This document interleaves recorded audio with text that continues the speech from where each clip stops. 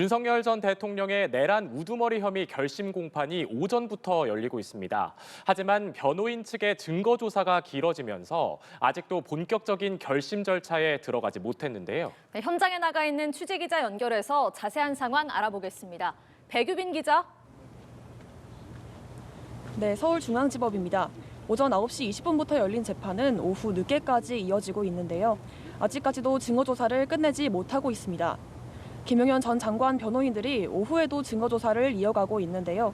오늘 재판에는 윤석열 전 대통령을 비롯해 김용현 전 장관과 조지호 전 경찰청장 등 피고인 8명 전원이 출석했습니다.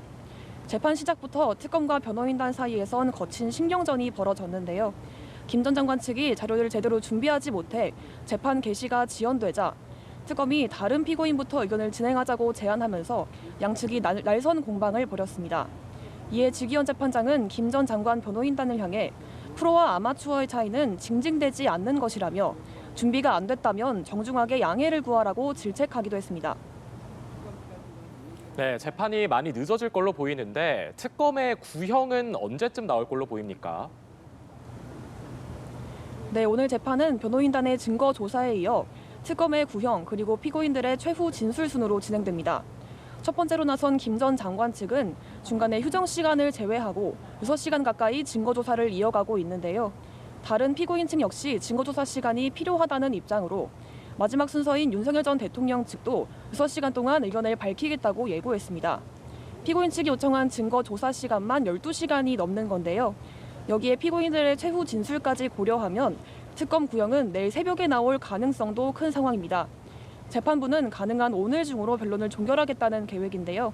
가급적 중복되지 않게 발언해달라면서도 변호인들의 발언에 대해 별도의 시간 제한을 두지 않겠다고 강조했습니다. 만약 자정을 넘길 경우 차수를 변경해 재판을 이어갈 수 있지만 현재로선 재판이 언제 끝날지 예측하기 어려운 상황입니다. 네, 가장 큰 관심은 역시 윤 전 대통령에 대한 구형량인데요. 법정형 자체가 매우 무겁죠. 네, 내란 우두머리 혐의 법정형이 사형과 무기형뿐인 만큼 특검이 사형을 구형할지 여부가 최대 관건입니다. 특검은 윤석열 전 대통령이 재판 내내 혐의를 전면 부인하고 책임을 부하들에게 돌리며 반성한 태도를 보이지 않았다는 점을 사형 구형의 핵심 근거로 검토한 것으로 알려졌습니다. 다만 우리나라가 사실상 사형을 집행하지 않는 실질적 사형 폐지국이라는 점과 사형 구형이 불러올 파장을 고려해 무기징역을 선택했을 가능성도 있습니다. 비슷한 사례로는 12.12 군사반란 관련 내란 혐의로 기소된 전두환, 노태우 씨 사건이 있는데 당시 검찰은 각각 사형과 무기징역을 구형했습니다. 윤석열 전 대통령은 최후 진술을 통해 국회를 마비시킬 의도는 전혀 없었고 야당의 입법 폭거로부터 국가를 지키기 위한 불가피한 선택이었다는 점을 되풀이할 것으로 보입니다. 내란 혐의에 대한 1심 선고는 다음 달 초중순쯤 이뤄질 것으로 보이는데요. 윤석열 전 대통령의 체포방해 혐의 사건 1심 선고도 일주일 뒤에 열릴 예정으로 연이은 사법 판단에 관심이 쏠리고 있습니다.